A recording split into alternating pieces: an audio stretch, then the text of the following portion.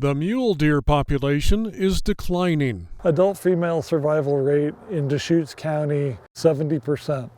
That is a downward trend, okay? That is not enough to even sustain current levels. Deschutes County has been asked by the Oregon Department of Fish and Wildlife to adopt a map and regulate additional areas of the county to protect mule deer habitat.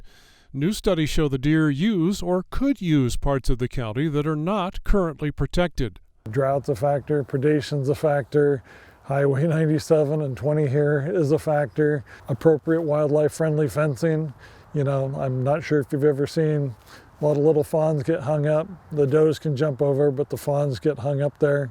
A public process to balance economic, social, environmental, and energy values, called an EC, is now underway to consider rules that could limit development of property in mule deer habitat to protect the deer. They show up expecting to feed on the stand of bitterbrush that was here last year because they're going and doing the same things as they did the year before. And they show up and now there's a sea of solar panels in that location.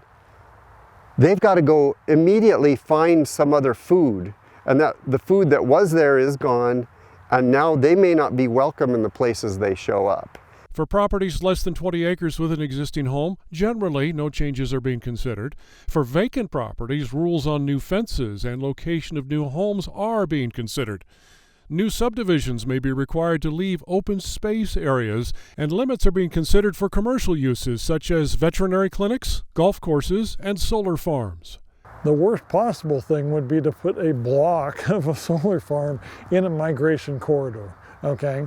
So we know where those are at now. We didn't necessarily know them as well 30 years ago.